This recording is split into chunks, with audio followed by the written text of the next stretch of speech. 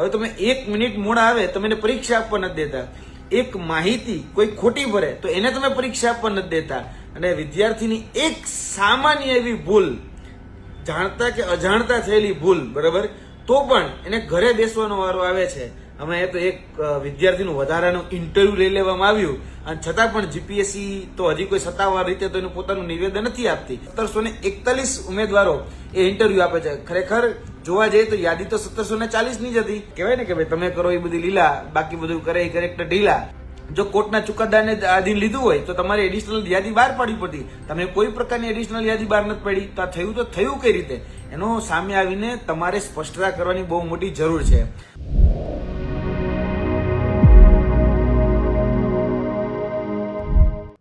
ગુજરાતમાં ચાલતી બેફામ અને બોગસ નર્સિંગ કોલેજો સામે સરકાર હવે કાર્યવાહી કરશે ખરા?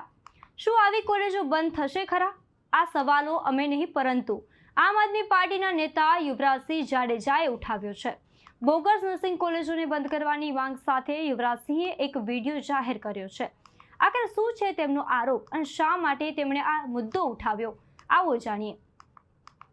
નમસ્કાર, આપણી સાથે હું મમલ અને તમે જોઈ રહ્યા છો ગુજરાત પ્લસ ન્યૂઝ. આમ આદમી પાર્ટીના નેતા યુવરાજસિંહ જાડેજાએ સોશિયલ મીડિયા પર એક વિડીયો જાહેર કરીને રાજ્યમાં ચાલતી બોગસ નર્સિંગ કોલેજો સામે કડક કાર્યવાહી કરવાની માંગ કરી છે. વિડીયોમાં યુવરાજસિંહ જાડેજાએ આદિવાસી સમાજનો ઉલ્લેખ કરતા કહ્યું કે કડવું છે, પરંતુ હકીકત એ છે કે આદિવાસીને કોઈને ગમતા નથી, પરંતુ આદિવાસીઓના હક અને નોકરીઓ લેવા માટે બધા લાઈનોમાં ઊભા છે. તો આવો સાંભળીએ વધુમાં યુવરાજસિંહ જાડેજા શું કહી રહ્યા છે. નમસ્કાર, જય હિન્દ, જય ભારત. હું યુવરાજસિંહ જાડેજા. મિત્રો, રાજા કરે તે લીલા અને પ્રજા કરે તે બધું ગુનો. આવું કેમ? તો કે ગુજરાતની અંદર છેલ્લા ઘણા સમયથી જોવા જઈએ તો જે કાયદાનું શાસન જેને કહેવામાં આવે એ કાયદાની શાસનની અંદર બેવડી નીતિઓ એ અપનાવવામાં આવી રહી છે, અને એના કારણે આજે ક્યાંક ને ક્યાંક જે સત્તાધીશો છે અથવા તો જે પદાધિકારીઓ છે અથવા તો કહી શકાય કે જેની પાસે પાવર છે એવા અધિકારીઓ હોય તો એ પણ ક્યાંક ને ક્યાંક આજે ખોટું કરી રહ્યા છે. અને એમાં પણ હમણાં જ ઘણી બધી બાબતો એવી સામે આવી છે કે જેમાં હજી સુધી જોવા જઈએ તો જે કહેવાય ને કે બોલવામાં તો બહુ મોટા સુરા છે, પણ એ કોઈ એક્શન નથી લઈ શકતા. કેમ એવું થાય છે? પેલા વાત કરીએ જીપીએસસી ની, તો જીપીએસસી ની 47 નંબરની જે જાહેરાત છે 2023-24 ની, એ 2023-24 ની જાહેરાતમાં લગભગ 1734 ઉમેદવારોના ઇન્ટરવ્યુ કોલ આવેલા. એમાં 6 જે હતા એ 6 એટલે કે કોર્ટના આધીન જે શરતી જે લોકોને નિમણૂક આપવામાં આવી હોય તે, એટલે નિમણૂક તો ન કહી શકે, ઇન્ટરવ્યુ આપવા માટે એને એલિજિબલ ગણાવવા હોય તે. હવે એક વ્યક્તિ એવું આવે છે કે 1740 ની જગ્યાએ 1741 વ્યક્તિઓ ઇન્ટરવ્યુ દઈને જતા રહે છે, પણ આ એક વ્યક્તિ આવ્યો ક્યાંથી તેની કોઈ તપાસ નથી થતી. અને કહેવામાં આવે છે આ તો કોઈ જગ્યાએ ટેકનિકલ ગ્લિચ હશે. જે ભૂતપૂર્વ રહેલા જે અધિકારીઓ છે એ અધિકારીઓ હવે એવું કે છે કે આ તો જીપીએસસી ની ટેકનિકલ ગ્લિચ હશે. તમે વિચારો, એક વ્યક્તિ વધારાનો ક્યાંથી આવ્યો, કઈ રીતે આવ્યો, કોઈને ખબર નથી, અને એક વ્યક્તિ આવીને ઇન્ટરવ્યુ પણ આપી દીધું. બરાબર, મુખ્ય પરીક્ષા પછી ડીવી થાય છે, મુખ્ય પરીક્ષા પછી ડીવી થાય, ડીવી બાદ જે ઇન્ટરવ્યુ કોલ નીકળતા હોય છે તેમાં ડોક્યુમેન્ટ વેરિફિકેશનના જોવા જે લિસ્ટ છે એમાં અપ્રમાણસર કહી શકાય કે જે વ્યક્તિને કહી શકાય કે ડિસ્કોલિફાય કરવામાં આવ્યો છે, એના જે પ્રમાણપત્રો છે એ પ્રમાણપત્રો છે એ અપાત્રતા ધરાવે છે એ પ્રકારના છે, એટલે કે એ પાત્ર ઉમેદવાર નથી, એને અપાત્ર ઠેરવવામાં આવે છે, તો તેને દૂર કરી દેવામાં આવે છે. તો એ વ્યક્તિ ઇન્ટરવ્યુ પણ આપી દે આવે છે, એ વ્યક્તિને ઇન્ટરવ્યુ પણ આપવા દેવામાં આવે છે. એટલે આ કઈ પ્રકારનું ચાલી રહ્યું છે? અને જોવા જઈએ તો મેં તમને પહેલા કીધું એમ કે રાજા કરે એ બધી જ લીલા છે ને એ બધી માફ થઈ જતી હોય છે. રાજાએ ભૂલ કરી તો એ ટેકનિકલ ગ્લિચ છે. હવે વાઇસે વર્ષા ઊંધું વિચારો કે કદાચ આ વિદ્યાર્થી ની જગ્યાએ કોઈ એવો વિદ્યાર્થી હોત કે 1 મિનિટ ખાલી પરીક્ષા ખંડની અંદર મોડો પહોંચ્યો હોત તો શું એને પરીક્ષા દેવા મળત? ના મળત. લોકો તો 1 કલાક વહેલા પહોંચે છે, 1 કલાક વહેલા પહોંચે, અને એમાં ખાલી 1 મિનિટ માથે વધી જાય ને, વહેલા પહોંચે તોય કહું છું 1 મિનિટ વધી જાય. 12 વાગે સમય, 12 વાગે પરીક્ષા શરૂ થવાનો સમય હોય તો 11 વાગે ગેટ બંધ કરી દેવામાં આવે, અને 11 ને 1 મિનિટે કોઈ પહોંચે તો એવું કહી દેવામાં આવે છે કે સોરી યુ આર લેટ, તમે પરીક્ષા નહીં આપી શકો. કેમ? કારણ કે તમે સમય કરતા મોડા છો. હવે તમે 1 મિનિટ મોડા આવે તમે એને પરીક્ષા આપવા નથી દેતા, એક માહિતી કોઈ ખોટી ભરે તો એને તમે પરીક્ષા આપવા નથી દેતા. તમે જે કહી શકાય કે ફોર્મેટ જે છે એ ફોર્મેટની અંદર જે વ્યક્તિ ન ચાલે, એટલે કે જે નીતિ નિયમો જે છે એ નીતિ નિયમોની અંદર ન ચાલે તો તમે એ વિદ્યાર્થીને ડિસ્કોલિફાઈ કરી નાખો છો. સામાન્ય એવું કાગળમાં કદાચ ટકાવારીમાં ભૂલ થઈ, લોકો કોઈ ઉમેદવારે 60 લખ્યા હોય અને હોય 59.50%, 59.5, તો પણ તમે એને ઘરે બેસાડી દો છો. એટલે આવું ભૂતકાળમાં ઘણી બધી જગ્યાએ થયેલું છે. અને વિદ્યાર્થીની એક સામાન્ય એવી ભૂલ, જાણતા કે અજાણતા થયેલી ભૂલ, બરાબર, તો પણ એને ઘરે બેસવાનો વારો આવે છે. અમે તો એક વિદ્યાર્થીનું વધારાનું ઇન્ટરવ્યુ લઈ લેવામાં આવ્યું અને છતાં પણ જીપીએસસી તો હજી કોઈ સત્તાવાર રીતે તો એનું પોતાનું નિવેદન નથી આપતી. ખરેખર જીપીએસસી સત્તાવાર રીતે પોતાનું નિવેદન આપવું જોઈએ કે તમારું આ જે ઉમેદવાર છે એ ઉમેદવારમાં તમારું સ્ટેન્ડ શું છે. તો હજી સુધી એનું સ્ટેન્ડ હજી સુધી નક્કી જ નથી થયું, કારણ કે 1741 ઉમેદવારો એ ઇન્ટરવ્યુ આપે છે. ખરેખર જોવા જઈએ તો યાદી તો 1740 ની જ હતી. એક ઉમેદવાર આવ્યો તો આવ્યો ક્યાંથી અને કઈ રીતે આવ્યો? જે ડોક્યુમેન્ટ વેરિફિકેશનની અંદર અપાત્રતા એની યાદીમાં એનું નામ હતું, બરાબર છે, તો એ વ્યક્તિ આવ્યો અને ઇન્ટરવ્યુ દઈ કઈ રીતે ગયો? એટલે ક્યાંક ને ક્યાંક 4 જૂનના રોજ લેવાયેલા જે ઇન્ટરવ્યુ છે એમાં આવો વ્યક્તિઓ ઘૂસી ગયા છે. અને કહેવાય ને કે ભાઈ તમે કરો એ બધી લીલા, બાકી બધું કરે એ કરેક્ટર ઢીલા. અને જીપીએસસી ના અધ્યક્ષ છે અત્યારે મગનું નામ મરી પાડવા તૈયાર નથી, કેમ કે ભૂતકાળમાં બહુ બધા લોકો વાહવાહી કરી, બહુ પ્રમાણિક છે, ઈમાનદાર છે, અમને કોઈ એની ઇન્ટિગ્રિટી ઉપર સવાલ પેદા જ નથી થતા. પણ આવું થયું તો થયું કઈ રીતે? સવાલ તો પેદા થવો જોઈએ ને. અને એ સવાલનો જવાબ જ્યારે જીપીએસસી પાસે માંગવામાં આવે છે તો જીપીએસસી જવાબ નથી દેતી. હવે જે વ્યક્તિ અને જે સંસ્થા, બંધારણીય સંસ્થા, પોતાની જવાબદારી અને પોતાની જવાબદારીમાંથી છટકી રહી છે. એટલે આ તો કેવું, ઘણા બધા આરોપો બીજા પણ લાગે છે, એ બધા આરોપો મારે નથી પડવું, પણ તમારી જવાબદારી છે કે એક વ્યક્તિનું તમે વધારે ઇન્ટરવ્યુ કઈ રીતે લીધું. અને જો કોર્ટના ચુકાદાને આધીન લીધું હોય તો તમારે એડિશનલ યાદી બહાર પાડવી પડતી. તમે કોઈ પ્રકારની એડિશનલ યાદી બહાર નથી પાડી, તો આ થયું તો થયું કઈ રીતે? એનો સામે આવીને તમારે સ્પષ્ટતા કરવાની બહુ મોટી જરૂર છે. વાત બીજી, હમણાં ઘણા સમયથી જોવા જઈએ ને તો ડુપ્લિકેટ સર્ટિફિકેટોના રાફડાઓ ફાટ્યા છે. ઘણી બધી જગ્યાએ તમે જોયું છે કે ભાઈ એક વ્યક્તિના પરિવારમાં, આખો પરિવારમાં જે વડીલ વર્ગ છે એ ઓબીસી છે અને જે કહી શકાય સંતાન વર્ગ છે એ એસટી છે. તમે એવું પણ જોયું હોય છે કે એક બાપના 7 સંતાન હોય, એક સંતાન ખાલી એસટી હોય, બાકીના 6 સંતાન હોય ઓબીસી હોય. આવું તમે જોયું હશે. અને છતાં પણ ક્યાંય સરકાર એક્શન નથી લેતી. અને હમણાં જ હું જોતો હતો, એક સાંસદ છે, બરાબર છે, મનસુખભાઈ વસાવા. એ મનસુખભાઈ વસાવા હમણાં એવું કહેતા હતા કે ચેતરભાઈ વસાવાનું સ્ટેન્ડ શું છે બોગસ એસટી પ્રમાણપત્રોને લઈને. તો મનસુખભાઈ વસાવા, પહેલા તમે તમારું સ્ટેન્ડ ક્લિયર કરો કે બોગસ એસટીના જે પ્રમાણપત્રો છે એ એસટીના પ્રમાણપત્રોને લઈને તમારું શું સ્ટેન્ડ છે. તમે તો રૂલિંગ ગવર્મેન્ટ પાર્ટીમાં છો અને તમારા નેજા હેઠળ ક્યાંક ને ક્યાંક તમારી જે કચેરીઓ ચાલે છે એ કચેરીમાં ડુપ્લિકેટ કચેરીઓ આવે છે, નકલી આદિવાસી સમાજના જે સર્ટિફિકેટો છે એનો વર્તમાનમાં રાફડો ફાટ્યો છે. તમારું સ્ટેન્ડ શું છે? તમે બીજાના સ્ટેન્ડ પૂછપૂછ કરો છો. તમે તો સત્તામાં છો, તો તમે સત્તામાં હોય તો તમે જવાબ આપો કે ભાઈ કેમ એક્શન લેવામાં નથી આવતા, કેમ આદિજાતિ કચેરી છે કામ નથી કરતી, કેમ વિશ્લેષણ સમિતિ છે કામ નથી કરતી. તમારે જવાબ આપવો પડે. કારણ કે હમણાં જ ઘણી બધી એવી ઘટનાઓ બની છે. એક ઘટના હું તમને યાદ કરાવું કે ભાઈ જે વ્યક્તિ મોરબીના વસુંધરા ગામનો છે, બરાબર, નવગણભાઈ રેવાભાઈ સરસૈયા, જેના પોતાની પાસે 2016 સુધી એ ઓબીસી નું સર્ટિફિકેટ હોય, એના આખા પરિવાર પાસે ઓબીસી નું સર્ટિફિકેટ હોય, જ્યારે નોન ક્રિમિનલ સર્ટિફિકેટ બધા પાસે હોય. 2015 એના હગા જ ભાઈને જે નોકરી મળે છે એ નોકરી ઓબીસી ના સર્ટિફિકેટના આધારે રેવન્યુ તલાટીમાં નોકરી મળે છે, જામનગર પોસ્ટિંગ થાય છે. અને એનો જ નાનો અને સગો ભાઈ જે છે એ એસટી કેટેગરીમાં અમદાવાદ મ્યુનિસિપલ કોર્પોરેશનની અંદર લાગે છે. ત્યારે તમારી આ વિશ્લેષણ સમિતિ શું કરતી હતી? ભાઈ તમે તો સત્તામાં છો ને, તમે તો રૂલિંગ ગવર્મેન્ટ પાર્ટીમાં છો ને, તો તમે તેમ ક્યાં નથી બોલતા? તમારું નકલી જે આ આદિવાસી સમાજના જે ડોક્યુમેન્ટ છે એની પર તમારું સ્ટેન્ડ શું છે? તમે જરા ખુલીને બોલો ને. કારણ કે જે લોકોના 2001 પહેલા ઓબીસી ના સર્ટિફિકેટ હોય અને 17 ગામ હોય, અથવા તો કહી શકાય અગણિત ગામો એવા છે કે જે 2011 પછી જે વસ્તી ગણતરીની યાદી આવે એમાં ઓબીસી માંથી એસટી થઈ જાય, એમાં તમારી જ રૂલિંગ ગવર્મેન્ટ પાર્ટી હતી. તો તમારું શું સ્ટેન્ડ છે એ તો તમે ચોખવટ કરો. કારણ કે ચોખવટ તમારે નથી કરવી. અને ચેતરભાઈ વસાવા છે એની ઉપર તમારે પ્રશ્ન પૂછો, એ તો બિચારા જેલમાં છે, એને જેલમાં મોકલનારા તમે બધા જ છો. તમારી જ પાર્ટીએ બધે ભેગા થઈને જેલમાં કાવા દાવાઓ કરીને કાવતરાઓ કરીને જેલમાં મોકલેલા છે. એ વ્યક્તિ તો બિચારા આદિવાસી સમાજની લડાઈ લડતો હતો. ત્યારે તમે બધા ક્યાં હતા? તમારા વિસ્તારની અંદર જયારે શિક્ષકો નહોતા ત્યારે તમારે બોલવા નીકળવું હતું ને, ત્યારે તમે કોઈ બોલવા ન નીકળ્યા.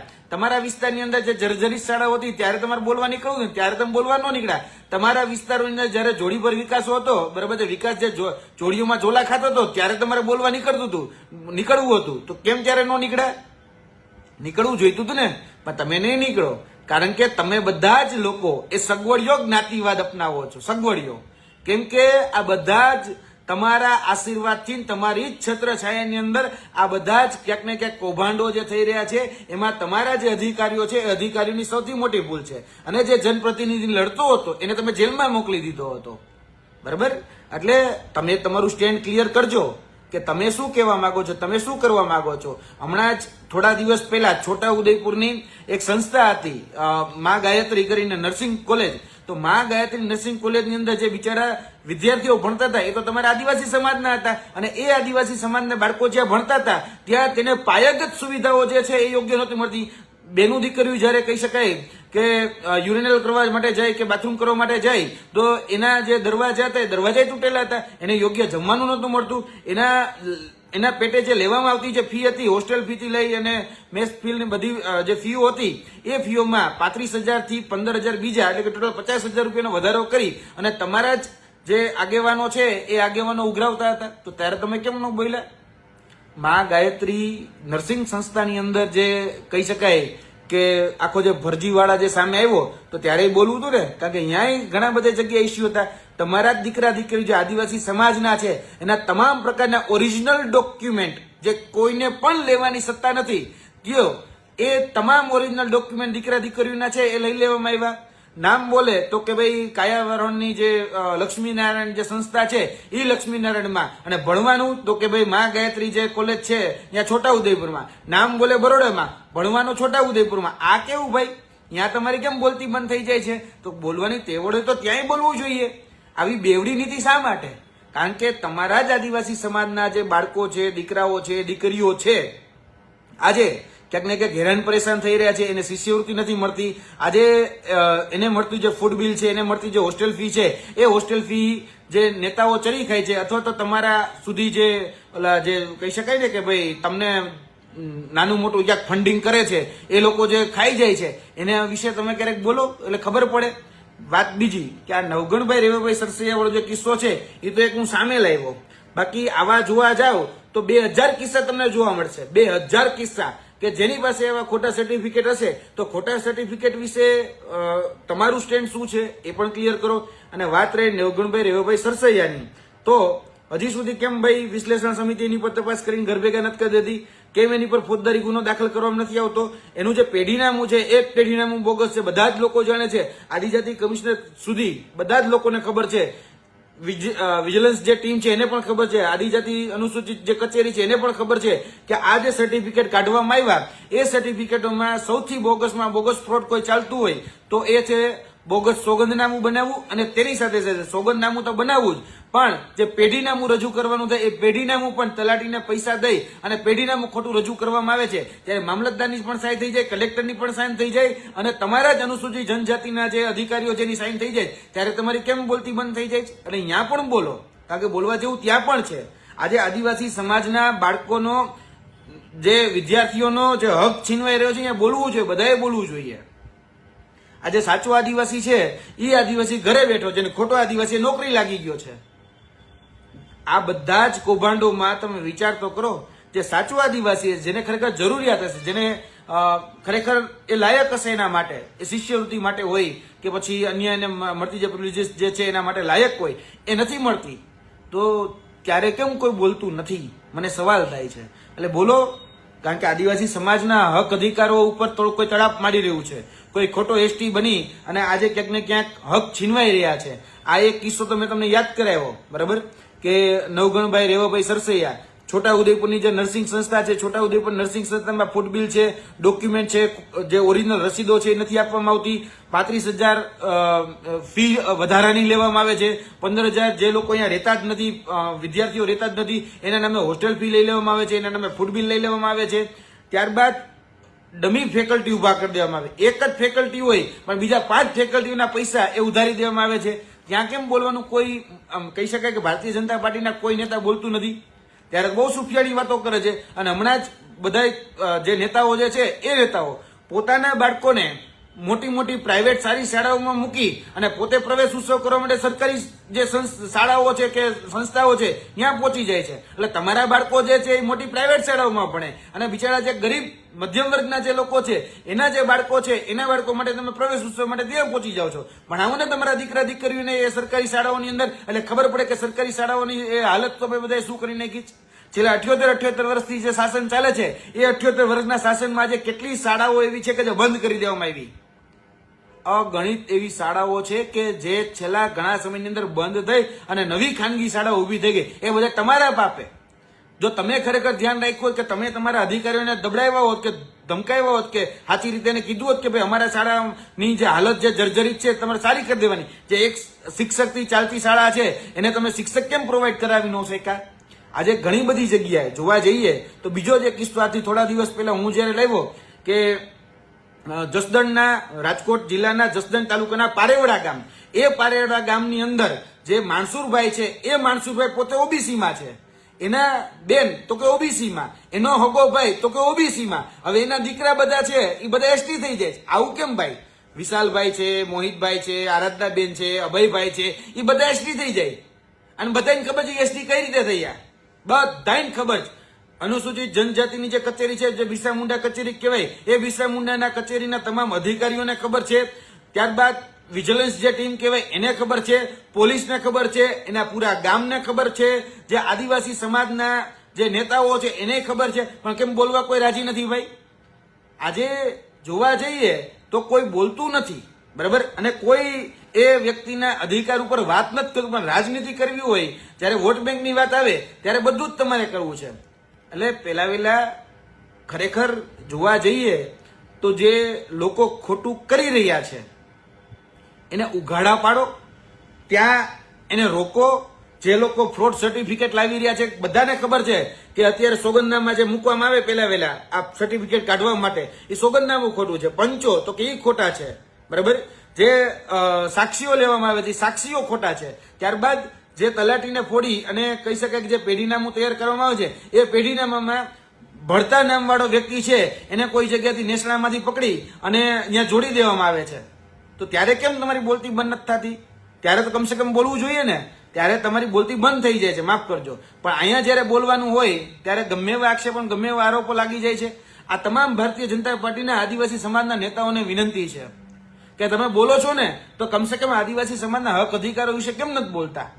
આજે જે ગ્રાન્ટ આવે છે 60,000 કરોડની ખાલી શિક્ષણ વિભાગની ગ્રાન્ટ, એ જ રીતે આદિજાતિ કચેરીમાંથી મળતી આદિવાસી સમાજને જે ખરેખર પાછલી હરોળમાં છે ને આગલી હરોળમાં લાવવા માટે જે ગ્રાન્ટો મળે છે એ ગ્રાન્ટો તમારા જે નેતાઓ જે બની બેઠેલા જે નેતાઓ જે ચરી ખાય છે તો ત્યારે કેમ નથી બોલતા? ત્યારે પણ બોલો.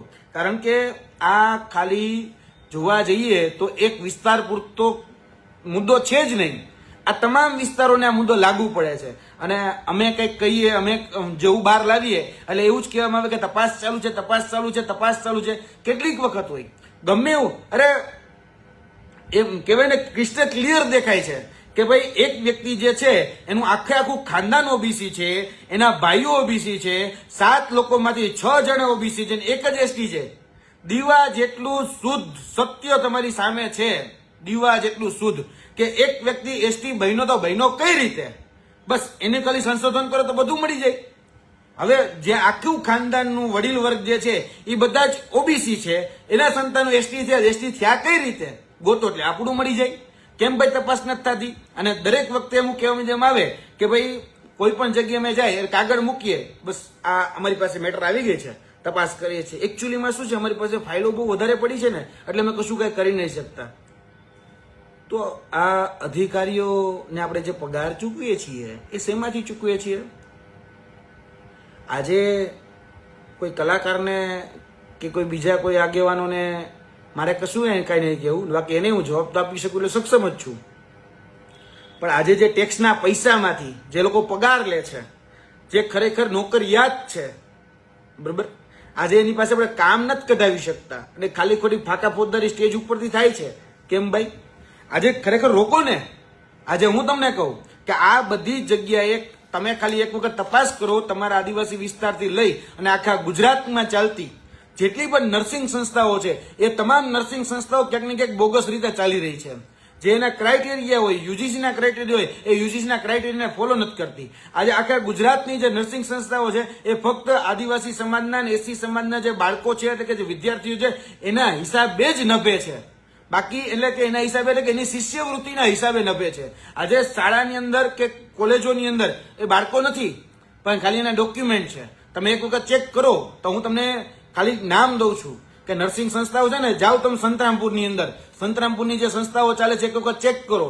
આ જાઓ અમદાવાદની બાજુમાં આવેલું કુજાડ, ત્યાં સંસ્થાઓને જઈને ચેક કરો. જાઓ કહી શકાય કે હિંમતનગરના પ્રાંતિજ પાસે આવેલું સલાલ ગામ, એ સલાલ ગામની અંદર જે સંસ્થાઓ ચાલે છે, MSW ની ચાલે છે, નર્સિંગની જે સંસ્થાઓ ચાલે છે, એક વખત જઈને ચેક તો કરું. એ જે સંસ્થાઓ છે ત્યાં સુધીના દાવાઓ કરે છે કે ભાઈ આ પૈસા તો અમે શિક્ષણ મંત્રી સુધી પહોંચાડીએ છીએ, આ પૈસા છે અમે આદિજાતિ મંત્રી સુધી પહોંચાડીએ છીએ, એ પ્રકારના તો દાવાઓ કરે છે. જે જુનાગઢની જે સંસ્થા છે, અમરેલીની જે સંસ્થા છે, બોટાદની જે સંસ્થા છે, સંતરામપુરની જે સંસ્થા છે, પાટણની જે સંસ્થા છે, આ બધી જ સંસ્થાઓની તમે તપાસ કરશો ને એટલે સત્ય છે ને એ સામે આવી જશે. મિત્રો, ખાસ કરીને બધાને કહેવાનું, ફક્ત ભારતીય જનતા પાર્ટીના આદિવાસી સમાજને નહીં, બરાબર, તમામ લોકોને સમજવાની જરૂર છે કે આજે જે સંસ્થાઓ જે બોગસ રીતે ચાલી રહી છે એ સંસ્થાઓ ક્યાંક ને ક્યાંક જે વિદ્યાર્થીઓને ખાલી આપવા ખાતર જે પ્રમાણપત્રો અને ડોક્યુમેન્ટ આપી રહી છે ને એની વેલ્યુ કોઈ નથી. આજે કોઈ GNM કરે છે, કોઈ ANM કરે છે, કોઈ BSc નર્સિંગ કરે છે કે પછી કોઈ અલગ અલગ સ્ટ્રીમના જે મેડિકલ લાઈનના અલગ અલગ કોર્સ કરે છે, એ લોકોને સામે ઇન્જેક્શન મારતા નથી આવડતા અને એની પાસે મોટી મોટી ડિગ્રીઓ આવી જાય છે, MBBS થઈ જાય છે લોકો. અને આ સંસ્થાઓ જે ડિગ્રીઓનો વેપલો કરીને બેઠી છે. યુવરાજસિંહ જાડેજાની વાતથી તમે કેટલા સહેમત છો, શું વિચારો છો, કોમેન્ટમાં જરૂરથી જણાવશો અને વધુ સમાચારની વિગતો માટે ગુજરાત પ્રેસને સબસ્ક્રાઇબ કરવાનું ભૂલતા નહીં. નમસ્કાર.